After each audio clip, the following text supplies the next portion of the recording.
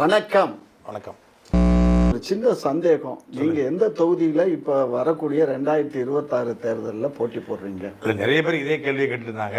சரி சரி, உங்க மூலமாவே சொல்லிடுவோம் அப்படின்னா, சரி சரி விஜய் எந்த தொகுதியில் நிக்கிறாரோ சரி. அந்த தொகுதியில நான் ஏத்து நிற்பேன்.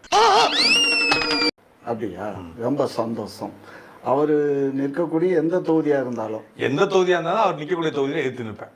சரி, நானும் அதே தான் சேலஞ்ச் பண்ணிட்டு இருக்கேன். விஜய் விஜய் நிக்கிற தொகுதியில் நிற்கிறாரோ அந்த தொகுதியில் நான் நிற்பேன்னு பல அப்படின்னு நீங்க அண்ணன் போஸ்ட் உங்க மக்களை எடுத்துருவாங்க, நான் அப்போ வாபஸ் வாங்கிக்கிறேன். இப்ப நீங்க நிக்கும் போது பெண்களுடைய ஓட்டு பூரா உங்களுக்கு விழுந்துருங்க. ஏன்னா இப்ப நீங்க வந்து ஃபால் ஹெட்டா இருந்தா பெண்களுக்கு ரொம்ப பிடிக்குமா? உங்களுக்கு தான் ஒரு இன கவர்ச்சி இருக்கு உங்க மேல. அப்படியா? இன்ஸ்டாகிராம்ல எல்லா பெண்களும் உங்களுடைய டிபி தானே வச்சிருக்கு. அப்படியா? ஆமாமா, பூராமே அந்த மாதிரி தான். கேட்க நல்லா இருக்கு, காதுல தேன் வந்து பாயிற மாதிரி இருக்கு. 77 வயசுக்கு அப்புறம் பெண்களுக்கு பிடிச்ச 77 வயசுல தான் செங்கோட்டையின் எழுச்சி என்ன தேர்றாங்க உருவாக்குறதுக்காக போய் சேர்ந்திருக்காரு.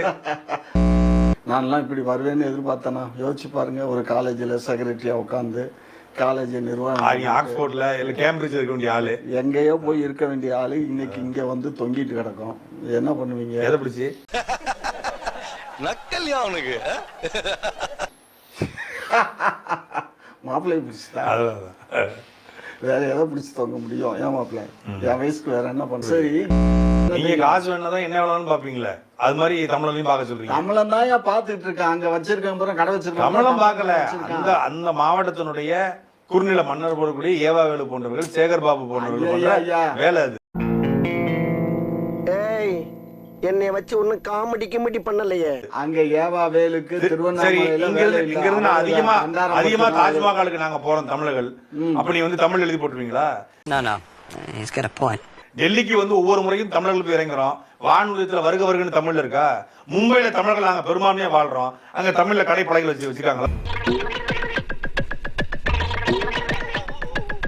திருவண்ணாமலை போல தெலுங்கர்களுடைய மலை போலவே அது அது திருவண்ணாமலை கோயில் நீங்க உருவாக்குனீங்க. நான்சென்ஸ் மாதிரி பேசாதீங்க. திருவண்ணாமலை கோயில் உருவாக்குனது இல்ல, சேனல் எதா இருந்தாலும் அது கொஞ்சம் ஆதரவு கொடுங்க. உங்க பொண்ணான கையை வந்து அந்த பெரிய தட்டிடுங்க. அவங்களுக்கு சப்ஸ்கிரைபர் 5-10 ஏறுனா அவங்க மனசு சந்தோஷப்படும்.